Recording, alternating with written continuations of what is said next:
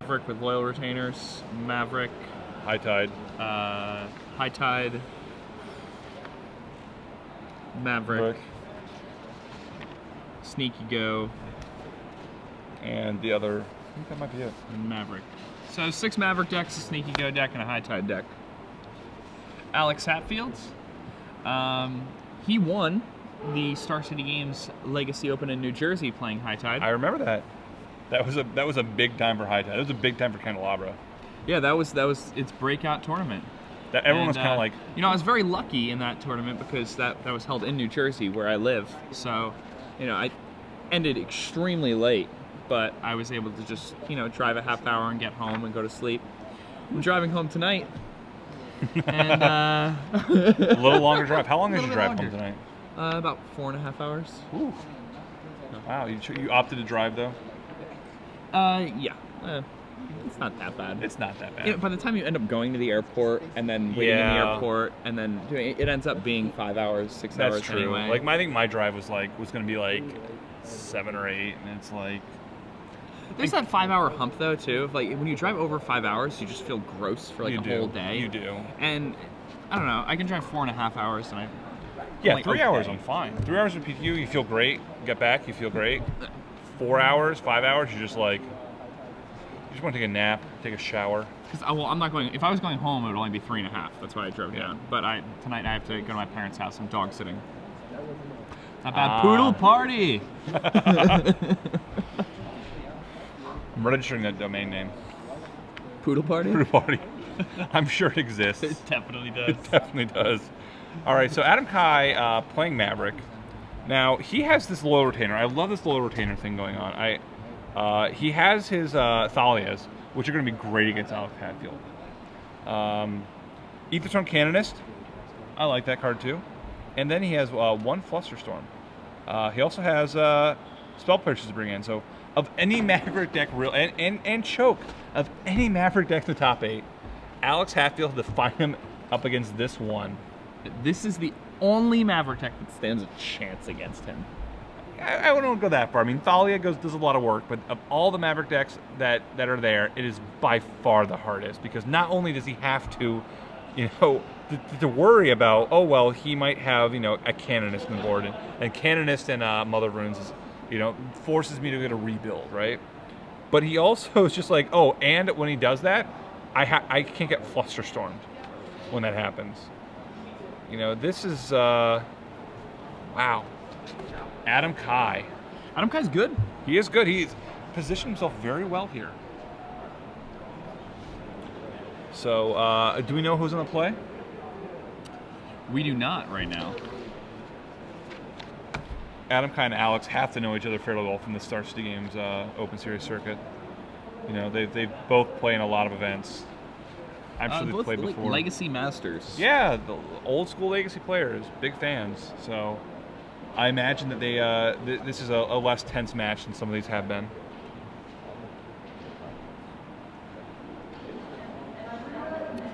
Well, no stranger to these top 8s either, these Legacy top 8s. No, not at all. Both of them have plenty under their belts. All right, so Adam on play. Turn 1 Mother of Runes. Now, if he can play... He has a Thalia on turn 2. Ooh, Thalia, and he can protect Thalia. It's looking good for him. But you can't count out Alex. If there's someone who can... I watched Alex win through some crazy stuff. Alex it took a long time, but it happened. He's dedicated his life to High Tide.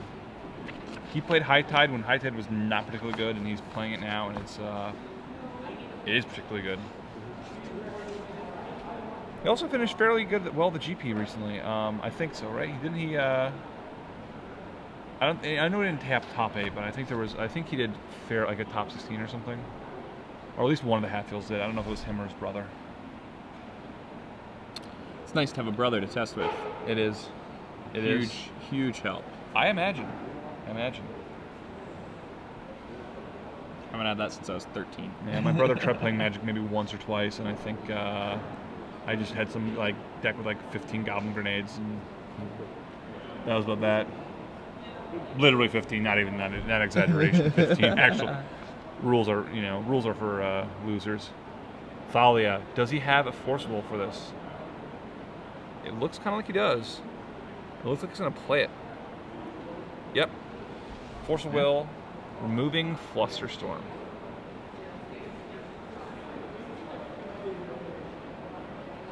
That's a really important force there. That is very important. Adam's got to correct for one. Has to. Yeah, yep. Now, it's interesting that both players have a Flusterstorm because those against each other, very interesting. Your opponent Flusterstorms, how do you stop it? Your own Flusterstorm. It's just about the only way. It is about the only way. So this just in, the draft open was won by former Player of the Year, Brad Nelson. Brad Nelson, yeah. Taking it down. Another trophy for his mantle. Yeah. So, yeah, he's moving soon to Roanoke, Virginia, and so he's got a first trophy for Roanoke. Very nice. Adam Kai, turn 3, Green Sun for 2. Have to imagine this is something like Teague. Mm-hmm. I can't. Gotta prevent Alex from spiraling. Yep, you know. The game could just completely spiral out of control. Spiral out of control. And Alex, I think he has another Force Will, but does he want to, I guess he has to use it. Yeah, at that point, though, it's only taking one a turn, though. It's not... Yeah, it's still one turn. I mean... Still, though, you need cards. Adam has so many cards that are good in this matchup. And he's got a Kasali Primage to find them again. We'll see, but man, this is getting... Adam has got just a great draw for this matchup.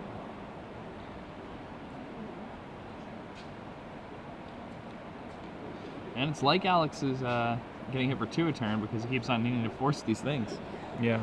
But Adam keeps playing these cards that Alex has to force. And right. If you keep playing cards where your opponent needs the 2 for 1 themselves... Oh, but he doesn't do anything. He lets it resolve. Okay. Maybe he didn't have the force. Maybe that was something else. Is one of the many high tide arts? I don't think it's a high tide art. Could have been a turnabout. Oh, that's reasonable. Same colors. Yeah. One of the things that's interesting. No, he definitely did have a force. I definitely saw that. That was a force. So he allowed. Ooh, not a Gaddock Teague. Instead, a Fauna Shaman. I like that. I think I do too. I think I do. It's yeah. Okay, I can get behind that. That he can get Thalia. He can get his second Thalia. You know what's actually not horrible in this matchup? Scavenging is. It's not really that bad. It's not that bad. You don't get any creatures out of it, but you can really make their time spirals a lot worse. You're just like, okay, have that useless card, have that useless card, have that useless card. Give me our high tides. Give me our turnabouts. Those are the ones I want. No more ponders. Have all the Force Wills you want. 1 mana for Adam. Taps. Discards a Noble Hierarch. The very much fixed Survival of the Fittest. Searches. Gets a Thalia. Yep, that is 2 Thalias. He does not have another in his sideboard. Okay. But if this Thalia is dealt with somehow, he can only search for Loyal Retainers next turn. Right. But he can search for Loyal Retainers. That's the cool thing. Alex does have a second Force Will, so he may just have to use it here. I don't know if he had the read that he didn't have Gaddock Teague, or he just thought maybe he doesn't board into Gaddock Teague, or it's interesting to let that Green Sun Sands resolve.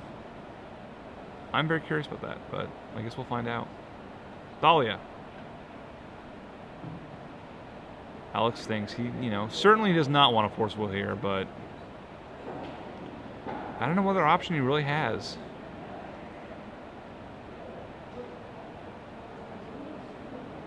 Meditate. I'm not sure this is in response to Thalia. He only tapped 3 mana for it. They should give him a lot more fodder to deal with that Thalia. Yeah, a card that he doesn't necessarily need that he can use to force it. Right. And he lets Adam untap, and what's Adam really going to do? He already has the Thalia. I mean, he can Fauna Shaman for another threat, but he can't really. I mean, He's going to attack for 2 and. Yeah, well, he can Force Will Thalia. That means that the next turn, Adam Kai, I mean, he just spends his turn basically setting up Thalia. You just Loyal Retainers and then. Yep. Or maybe he let it resolve.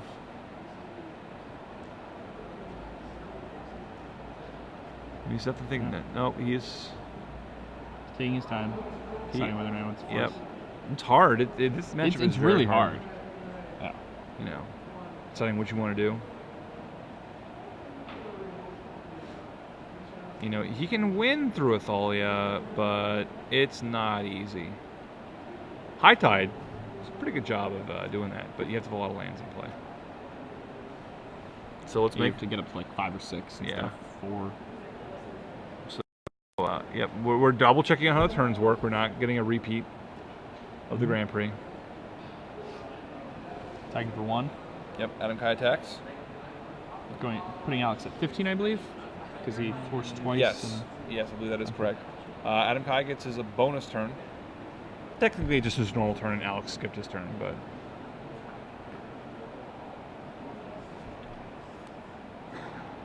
And now he can use his Fauna Shaman to get Loyal Retainers. Yep, and still get the Thalia. Get the Thalia right back. Mm-hmm.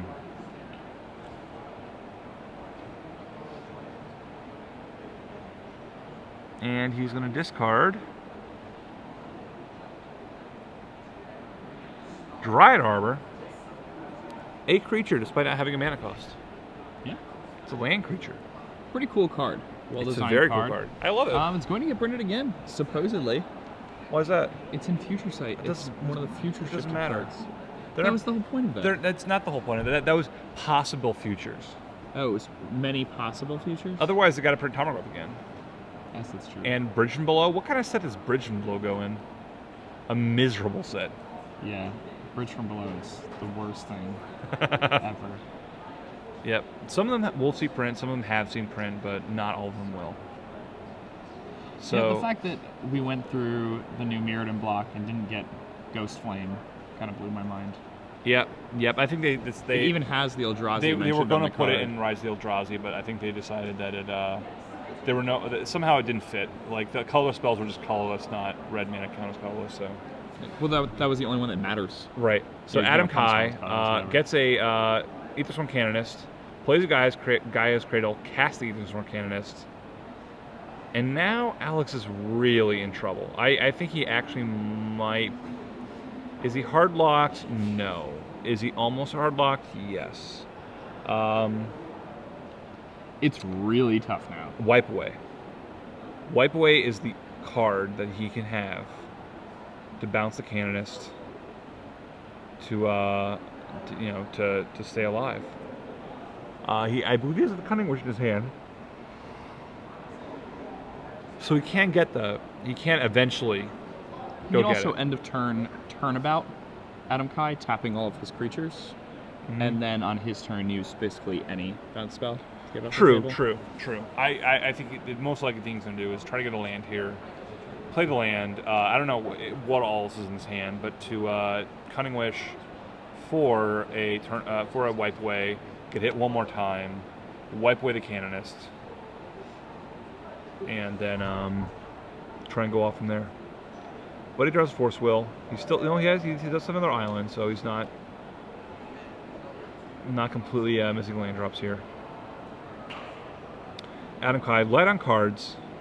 Certainly, he has more. He has more than just these creatures to help him out to win this game. Yep, he has multiple Hate Bears.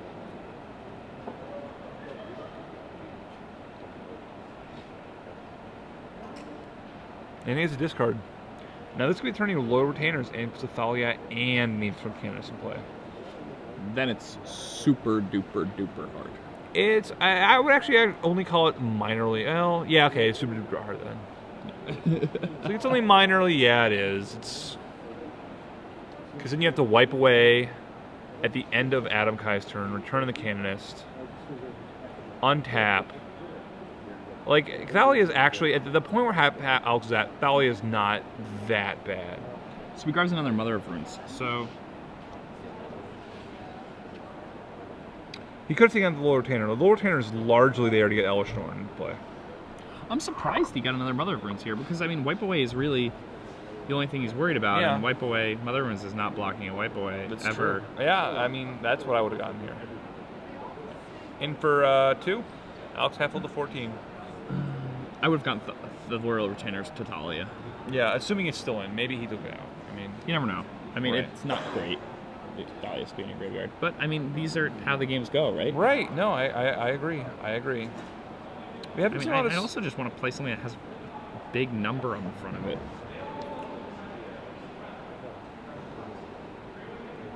The other card we just haven't seen much from him is any kind of sideboard cards like Surgical that we were expecting. I haven't seen Chokes. Maybe he just didn't bring those in.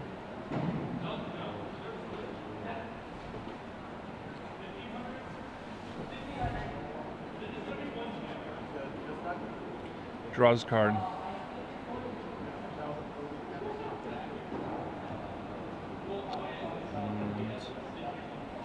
Still searching. Yep. More to find. He drew the Mother of Runes that turn. Interesting that he would then discard the Mother of Runes the next turn. Yeah. So what does he get here? Does he get a Gaddock Teague? It looks like he's putting at the front.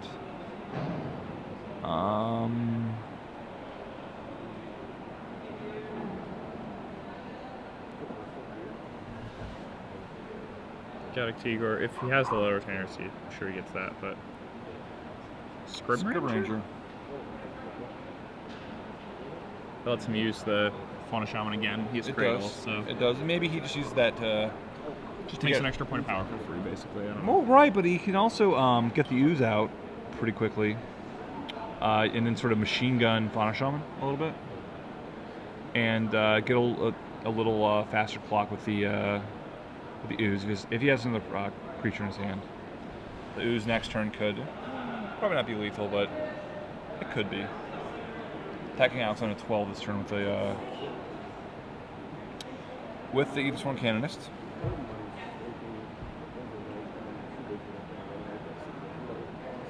And he goes to plays the Scrib Ranger.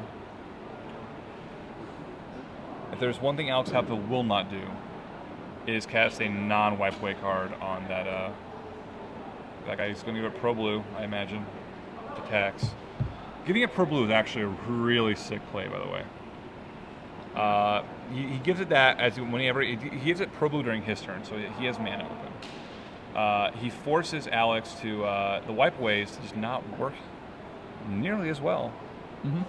You know, these wipe aways, they don't do a lot against Alex. You know, if all he has to... it's a really nice play, actually, and that makes the double mom actually make a lot of sense. Right. Yeah, I mean, I figured he could do it before, but it's very... it's not an intuitive play. It is not intuitive. It is not intuitive. It's something a lot of people would miss. But he's going to do that to basically make sure that even a wipe away will not take out that Eastern Canonist. I kind of wish that Alex was playing something in his graveyard, or something in his sideboard like Hibernation. I remember playing Hibernation, and I thought it was awesome. Hibernation is not as good here as, say, Evacuation, but it would help him out a lot in this situation. Yeah. You know, he could, because he needs to, he needs to deal with the Gaddock Teague eventually. He will. He needs to deal with Aegis from Canonist. There's so many cards he has to deal with, and he's working so hard at it, and it's just taking Adam forever to kill him because my kingdom for an all is dust. Right. It's kind of. And really, if I was Adam, I would almost just stop using the Fauna Shaman to discard stuff and just get in there. Like, there's a certain amount of time that... I think he bounced... Oh, no, he didn't. He could have returned a forest to untap the Fauna Shaman, right, and just attack with it. Yeah. Like, if I'm Adam, I want to get a little more of a clock in. Like, he's giving Alex a lot of time. Like, Alex can easily Cunning Wish this turn and get something relevant.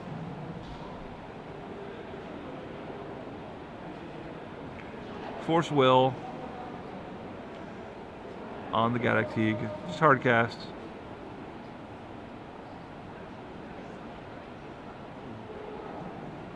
Just say go. I mean, he probably wants to untap. If he hasn't done it yet, he wants to untap a mom. Yep. I Yep. did not realize that. I thought he had untapped the Fauna Shaman to attack with it. No, he did not. Oh, okay. He did not.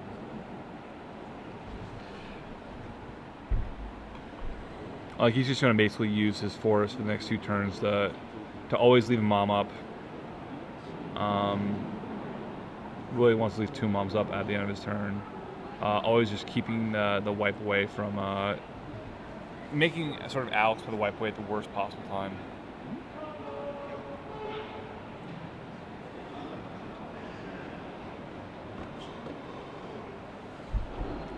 Adam draws. Just attack with your 3 guys. I agree. Attacking him with your 3 guys puts him dead next turn. If you'd done it last turn, it would have put him dead this turn, right? Well, yes and no, because he had to attack the moms, then the wipe away is real bad for him. Yeah, that's a little aggro. It's very aggro. Attacks. All right, Alex, 1, 2, down to 3, 4 4, here. 5, then a 4. He's gonna have to Cutting Witch's turn if he has it. Counts up his total creatures. Green Sun Zenith, maybe? Green Sun Zenith for a pretty big number. Big Uh, enough to grab anything in his deck. Yep. Any green creature. So maybe he's floating some mana, and then he's going to grab Scavenging Ooze. Could be. That way he can just remove some of the good cards from Alex's graveyard. In case, just in case that he And actually then on his managed own to. turn, he could just make it lethal with a Cradle. Yep. Nope. Sly Pride Mage. It's fun. He instead plans on dealing with a Candelabra. Candelabra if it comes to that.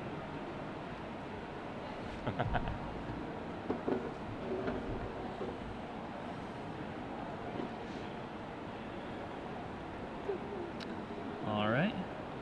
Untaps his Mother Runes again. That way he can upkeep Mother Runes targeting the Canonist. And is that a wipe away? He's got to have a wipe away is the only card that does anything Yeah, here. Wipe Away is the only card that does anything.